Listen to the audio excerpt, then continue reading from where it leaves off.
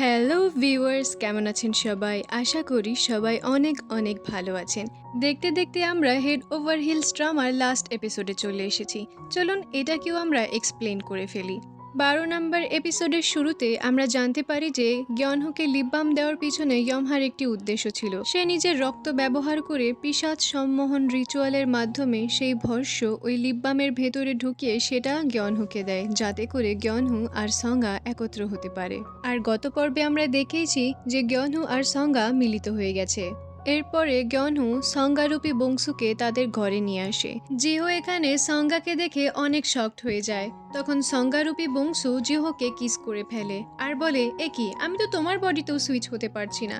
তখন জিহো বুঝে যায় যে এটা আসলে সঙ্গা নয়, এটা আসলে সঙ্গার শরীরে থাকা বংশু। গ্যনহু তখন বংশুকে বলে, তুমি প্লিজ একটি ভালো পোশাক পরে আসো। কিন্তু বংশু এখানে অনেক বোল্ড আর অদ্ভুত অদ্ভুত পোশাক পরছিল।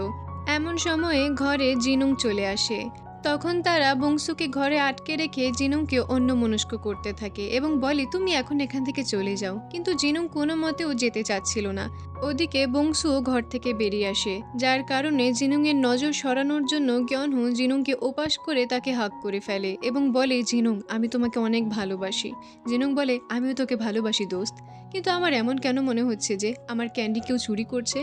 তখন জিনুং পেছন দিকে চেয়ে দেখে সঙ্গা তার ক্যান্ডি চুরি করছে। সে তখন সঙ্গাকে বলে, সঙ্গা, তুমি এখানে? এখানে জিনুং সমস্ত ফ্রেন্ডকে জানিয়ে দেয় যে সঙ্গা ফিরে এসেছে। সবাই তখন সঙ্গার সাথে দেখা করার জন্য গ্যনহুর বাড়িতে আসে। গ্যনহু এখানে অবাক ছিল যে সবাই কিভাবে তার বাড়ির পাসকোড জানলো। আসলে এটা জিহো করেছে। এখানে দোহয়ন, হেরি, জিনুং সবাই এখানে সঙ্গাকে দেখে অনেক ইমোশনাল হয়ে পড়ে।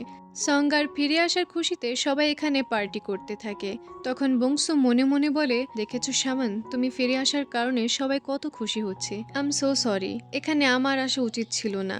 এই কথা বলে বংশু কান্না করতে থাকে। তখন সবাই তাকে সান্ত্বনা দেয়। রাতের বেলা গ্যনহু বংশুকে জিজ্ঞেস করে সঙ্গা কোথায়, আর আমি তার সাথে কিভাবে দেখা করতে পারবো। বংশু বলে, মধ্যরাতের পর তুমি সঙ্গাকে সামান করো, তাহলেই তুমি সঙ্গার সাথে কথা বলতে পারবে। গ্যনহু তখন মধ্যরাতের পর বংশুর কাছে যায় এবং সঙ্গাকে ডাকতে থাকে। এখানে সঙ্গা ঘুম থেকে উঠে গেলে গ্যনহু তাকে জড়িয়ে ধরে কান্না করতে থাকে। এখানেই সঙ্গা হেসে ফেলে। আসলে এটা বংশুই ছিল যে এতক্ষণ সঙ্গার নাটক করছিল। এতে করে গ্যনহু ধারাম করে দরজা আটকে দিয়ে বাইরে বেরিয়ে রাগ দেখাতে থাকে আর বলতে থাকে, ওর এত বড় সাহস কি করে হলো আমার ইমোশন নিয়ে খেলার। পরের দিন বংশু শুধু গ্যনহুকে কাল রাতের ব্যাপার নিয়ে খেপাতে থাকে। এতে করে গ্যনহু বলে, প্লিজ তুমি এবার বন্ধ করো, অনেক হয়েছে। তার এই কথা শুনে বংশু আপসেট হয়ে পড়ে। তখন জিহো বলে, দেখো বংশু একটা বাচ্চা, ওর সাথে এমন করা তোমার ঠিক হয়নি। আর তুমি দেখোনি বংশু কান্না করছিল, হয়তোবা বংশুর এমন কোনো কাহিনী আছে যেটা সে কাউকে বলতে পারছে না। আর এমনিতেও বংশু তোমার আমার মতো সঙ্গাকে ভালোবাসে, ওর কাছে গিয়ে সরি বলো। তখন গ্যনহু বংশুর কাছে গিয়ে তাকে সরি বলে। বংশু তখন গ্যনহুকে বলে, আমার একটা উইশ পুরো করবে। গ্যনহু বলে, কেমন উইশ? বংশু বলে, আমি চাই সঙ্গার জায়গায় তুমি মরে যাও। সামানের আত্মা ভেঙে যাচ্ছে, এতে করে আমাকে তাকে ছেড়ে দিতে হবে, না হলে সে মারা যাবে। কিন্তু আমি তার শরীরকে ছাড়তে পারছি না, কেননা সে আমাকে যেতে দিচ্ছে না। গ্যনহু তখন বলে, ঠিক আছে, এজন্য আমাকে কি করতে হবে? সিন এখান থেকে কাট হলে আমরা গ্যনহুকে সঙ্গার স্বপ্নে দেখতে পাই। গ্যনহু তখন সেই কাবার্ডের সামনে গিয়ে বংশুর মতো অ্যাক্টিং করতে থাকে এবং বলে, সামান, তুমি বেরিয়ে এসো। সঙ্গা এখানে গ্যনহুকে বংশু মনে করে সেখান থেকে বেরিয়ে আসে আর বলে, আমি তো ভেবেছিলাম তুমি গ্যনহু, আমি অনেক ভয় পেয়ে গিয়েছিলাম। কিন্তু কিছুক্ষণের মধ্যে সঙ্গা বুঝে যায় যে এটা আসলে বংশু নয়, এটা গ্যনহু। তখন সে এখান থেকে পালানোর চেষ্টা করে। তখন গ্যনহু তাকে আটকে নেয়। সঙ্গা বলে, প্লিজ আমাকে ছেড়ে দাও, আমার সাথে থাকলে তোমার বিপদ হতে পারে। তখন গ্যনহু বলে, প্লিজ তুমি যেও না সঙ্গা, আমার কথা শোনো। এখানে গ্যনহু সঙ্গাকে বিগত বছরের সকল কথা বলতে থাকে যে কিভাবে আমরা ফ্রেন্ডরা মজা করেছি। সঙ্গা তখন বলে, তুমি তোমার কথা বলো, তুমি কি করেছিলে? গ্যনহু তাকে কোনো কিছুই জানায় না। সে বলে, হ্যাঁ, আমি অনেক মজা করেছি। গ্যনহু এখানে সঙ্গাকে সরি বলে আর বলে যে, আমি তোমাকে এতদিন এখানে থাকার জন্য ছেড়ে রেখে গিয়েছিলাম, আমাকে ক্ষমা করো। এটা বলে গ্যনহু সঙ্গাকে কিস করে ফেলে। আর এটা করার কারণে সঙ্গার বডি বংশুর সাথে সুইচ হয়ে যায়। সঙ্গা দেখে যে সে আসল দুনিয়াতে চলে এসেছে। এখানে সঙ্গা গ্যনহুকে জিজ্ঞেস করে, বংশু কোথায়? গ্যনহু বলে, এই যে এখানে। তখন সঙ্গা অনেক টেন্সড হয়ে যায়। তখন গ্যনহু বলে, চুপ, কিচ্ছু করার দরকার নেই। অনেক কষ্টে আমি বংশুকে নিজের কাছে রেখে এসেছি। তুমি শুধু 3টে কাজ করবে, ভালো মতো খাওয়া, ভালো মতো ঘুমানো আর হাসি খুশি থাকা। বাকি কাজগুলো তুমি আমার উপরে ছেড়ে দাও। পরের দিন জিহো গয়নহুর বাড়িতে আসে এবং গয়নহুর রুম খুললে দেখতে পায় গয়নহু আর বংশু একসাথে ঘুমিয়ে আছে। সে এখানে বংশুর দিকে তাকিয়ে বুঝে যায় এটা আসলে সঙ্গা। জিহো এখানে অনেক হ্যাপি হয়ে যায়। তখন সে সঙ্গার ফেভারিট ডিশ বানায়। এরপরে সঙ্গা ঘুম থেকে উঠলে জিহোকে হ্যালো জানায় আর বলে আমি সঙ্গা। জিহো বলে তোমার হাঁটার ধরন দেখে আমি বুঝে গিয়েছিলাম। ড্রেস চেঞ্জ করে আসো, আমরা খাবার খাবো। সঙ্গা তখন তার ব্যাগ থেকে ড্রেস বের করলে দেখে সেখানে পরার মতো একটিও ভালো ড্রেস নেই। তখন গয়নহু বলে চিন্তা করো না, তুমি আমার ড্রেস পরে নাও, এগুলোকে আমরা ফেলে দেবো এবং নতুন সুন্দর জামা নিয়ে আসবো। তারা 3জন এখানে একসাথে খাবার খেতে থাকে। এখানে গয়নহু আর সঙ্গাকে একসাথে হ্যাপি দেখে জিহো তাদের রাস্তা থেকে সরে যায়। জিহো তার ব্যাগ প্যাক করে সেখান থেকে চলে যায়। এরপরে আমরা দেখি সঙ্গা ঘুমিয়ে গেলে সেখানে ইয়মহা আসে। ইয়মহা বলে আমি বলেছিলাম সঙ্গার থেকে দূরে থাকতে, তুমি হয়তোবা তার কার্সও নিজের মধ্যে নিয়ে নিয়েছো তাই না? গয়নহু বলে হ্যাঁ, এখন আমাদের কি করতে হবে? ইয়মহা তখন সেখানে কার্স চেঞ্জিং রিচুয়াল করে আর এটা করার পরে তারা সঙ্গাকে সেখানে রেখেই চলে যেতে থাকে। রাস্তায় ইয়মহা গয়নহুকে জিজ্ঞেস করে তুমি আমাকে এটা জিজ্ঞেস করবে না যে তোমার মরা ছাড়া আর কোনো রাস্তা আছে নাকি? গয়নহু বলে দরকার নেই। ইয়মহা তখন গয়নহুকে বংশুর স্বপ্নে পাঠিয়ে দেয় এবং বংশুকে প্রেজেন্টে নিয়ে আসে। পরের সিনে আমরা ফ্লাওয়ার মাস্টারকে দৌড়ে হেভেন অ্যান্ড আর্থ শ্রাইনের দিকে আসতে দেখি। সে গ্র্যান্ড আন্টিকে বলে আপনি কি ইয়মহাকে দেখেছেন? আন্টি বলে না, আমি তো দেখিনি। ফ্লাওয়ার মাস্টার বলে ইয়মহা আমার অ্যাকাউন্টে অনেক টাকা জমা করেছে। এতে করে গ্র্যান্ড আন্টি তার ফোন চেক করলে দেখতে পারে যে ইয়মহা তার অ্যাকাউন্টেও অনেক টাকা জমা করে দিয়েছে। তারা দুজন এখানে বুঝে যায় যে ইয়মহা এখানে নিজের বলি দেওয়ার চিন্তা ভাবনা করছে। আমরা এখানে আসল তথ্য জানতে পারি। ইয়মহা আসলে গয়নহুকে ওপারে পাঠিয়ে গয়নহুর জায়গায় বংশুর সাথে নিজেকে ধ্বংস করে দেবে। আমরা তখন ইয়মহা আর বংশুকে সেই বাংলোর ভেতরে দেখতে পাই। তারা রিচুয়ালের প্রস্তুতি নিচ্ছিল। বংশু এখানে অনেক ভয় পাচ্ছিল। সে ইয়মহাকে বলে আমি কি নরকে যাব? তখন ইয়মহা বলে চিন্তা করো না, তুমি একা যাবে না, তোমার সাথে আমিও যাব। এমন সময়ে সেখানে ফ্লাওয়ার মাস্টার চলে আসে এবং দরজা ধাক্কাতে থাকে। তখন বংশু তার ব্লাড স্পেল দিয়ে দরজা ব্লক করে দেয়। এতে করে ফ্লাওয়ার মাস্টার বলে সরি, আমার হাতে এখন কিছুই নেই, আমি কিচ্ছু করতে পারবো না। গ্র্যান্ড আন্টি বলে প্লিজ তুমি চেষ্টা তো করো। তখন তারা তাদের সাধ্যের মধ্যে যতটুকু আছে ততটুকু দিয়ে চেষ্টা করতে থাকে। আমরা দেখতে পাই বাংলোর ভেতরে ইয়মহারা লাইফ এন্ডিং রিচুয়াল করতে থাকে আর বাংলোর বাইরে ফ্লাওয়ার মাস্টাররা কাউন্টার রিচুয়াল করতে থাকে যাতে করে ইয়মহাদের রিচুয়ালকে ব্লক করা যায়। অপরদিকে সঙ্গার ঘুম ভেঙে গেলে সঙ্গা সেখানে ইয়মহার লেখা একটি চিঠি দেখতে পায়। সেখানে লেখা ছিল সঙ্গা তুমি তোমার দৈব্য শক্তি হারিয়ে ফেলেছো আর গয়নহু তোমার জায়গায় নিজের বলি দেবে।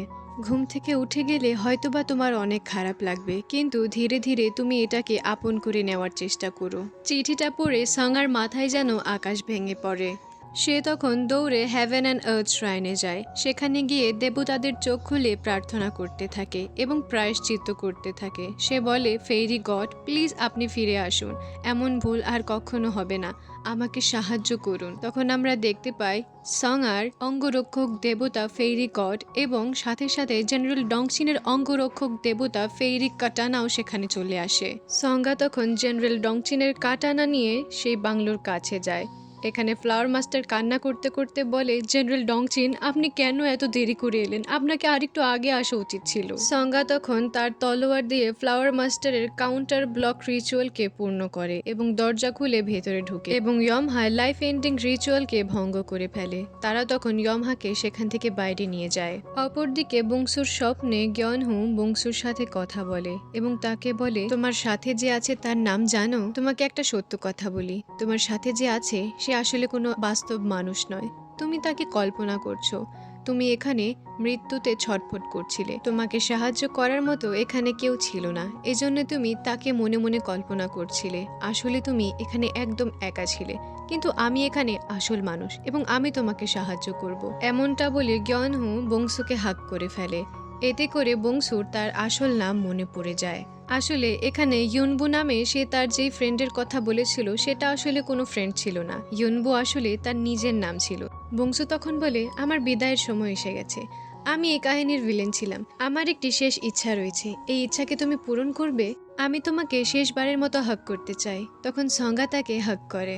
বংশু বলে শামান, আমি তোমাকে অনেক কষ্ট দিয়েছি।